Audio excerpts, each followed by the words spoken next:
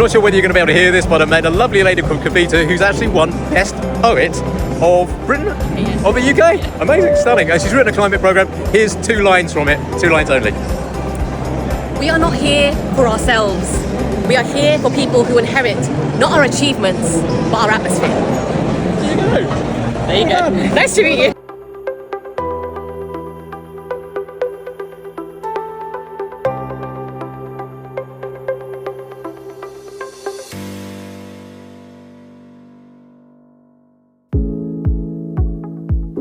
This is from last year. You can see this is kind of like where it was. It was in Excel, which is in the flipping middle of nowhere. And as I'm based in Oxford, it takes me ages to get across London. Comment, by the way, Elizabeth line, lovely, wonderful, air-conditioned, great. Central line, hot in Central. But you had all the usual things you might expect from You're right. an exhibition, meet-up areas, different stands, etc. But the real reason I was there was these 6 sort of stages where they held the conferences, and this was like talking panels and odds and sods like that, with really industry experts talking about the latest things in their sector. And this is one of the things I want to sort of talk about in this video if I can. Give a wave. There was a lot of talk about nature. There was this fine chap here with turtles, and there was people cleaning up the ocean. There was a couple of people doing that, and more power to their pen. That's what we need: orangutans and wildlife preservation, etc. So let me just pause that there. This is the guy on the right here. Unfortunately, I didn't get his name, but he had a really good point, and that's one of my first takeaways. This was called I think it was called the nature stage, nature and biodiversity stage, and it was, I would say, arguably the most popular of the stages. There were 6 stages there. This was the most popular one. I know there's some empty seats there, but believe me, a lot of these were actually packed with standing room only, and there was a lot of interest in nature. And that, let me just pop that across like this. That was the first point I took away from this. There was all these stands who had nature, biodiversity, ecology, etc. And I'm completely behind all of that. But, and the big but, and this is the point made by this chap on the right-hand side who was just superb. He really had it nailed.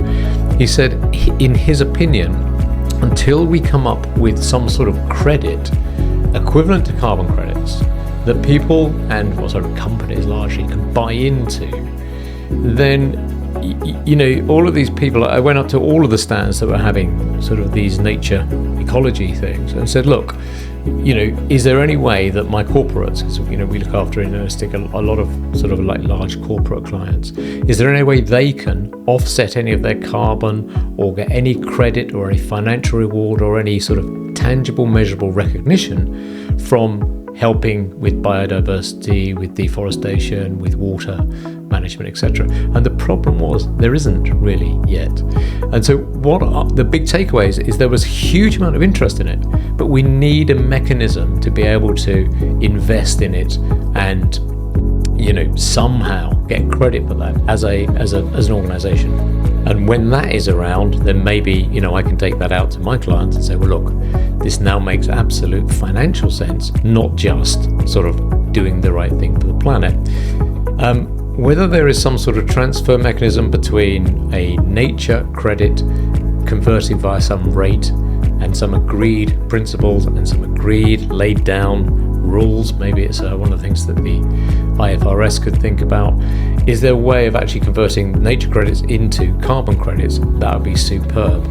But this guy on the right nailed it completely. He said, look, there's billions kicking around, trillions in fact, in pension funds. They want to do the right thing, but they need a vehicle to invest. So that's takeaway number 1. Let's sort of crack on with the show down here. What else did we have? Well, there were some interesting things there. It's an extremely fast car. I think it was like 0 to 100 in something like 1.8 seconds. It was bonkers fast. National Grid, they're there saying, and that's someone from Desnes, I believe. Pause there a sec. From Desnes saying that, the National Grid is saying, we're creaking. We need to invest more in getting the energy around the country. So if it's generated in Scotland, can we get it down south, etc. A lot of information on supply chain. So these fine people here are from BSI and Liverpool Football Club and the NHS, etc. Just talking about all the really good work, and it is good work, that they're doing for supply chain decarbonisation. So that was a good thing, and there was lots and lots and lots of kind of sessions on supply chain and how you go about engaging sort of suppliers with the whole kind of process there. So that was good. What else do we have? Lots of kind of eco products there. This is all this made out of mushroom filling, which is quite strange. This was good. I think we might get some of these to loan out to our clients so that you can measure individual circuits and actually see what's going on within a building. Especially good for manufacturers, especially good for process engineering and process monitoring. So we'll probably get some of those. Try them out at least, and I'll let you know what they're like. So all that's going on. I met this lovely lady, Kavita. She won the best poet in the UK. I didn't realise there was such. I'm not sure whether you're going to be able to hear this, but I met a lovely lady called Kavita who's actually won the competition, and she did a sort of poem of the for UK. us. Amazing, stunning. She's written a climate programme. Here's 2 lines from it, 2 lines only. We are not here for ourselves. We are here for people who inherit not our achievements, but our atmosphere. There you go. There you go. Nice to meet you. Decarbonising. So that was. This is here's the heat other pump chair by sort of Market takeaway Hero. I've got. This lady was superb. I liked her a lot. She was the Committee on Climate Change, and they're the people who kind of, hold the government to task and say, how good a job are you doing? You made all these promises. How are you getting on with them? A lady called Emma. She was absolutely superb. She knew her stuff. She knew the strategy going on behind it. And this is my second point. So if I just play a little bit more of that. And those So of she you that gave are operative will know that a heat pumps report are on not the a novel latest technology. They're a very established technology. on are we meeting our targets. And I think it was only it's sort of published this week, so it's hot off the press. And this is the second big takeaway that I've got from the show.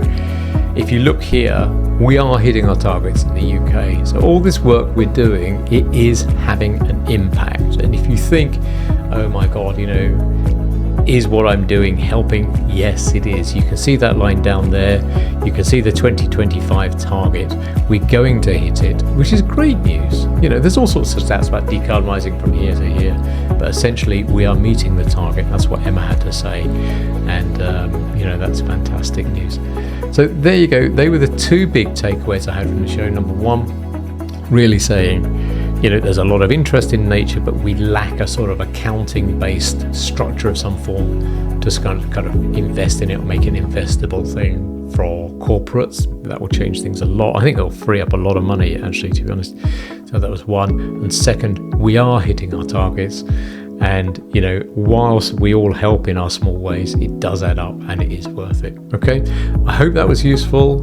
If you've got any questions, drop us a line. If you've got any comments, pop them in these sort of comments below. And as usual, if we can help, we certainly will. All right. I'll see you next time.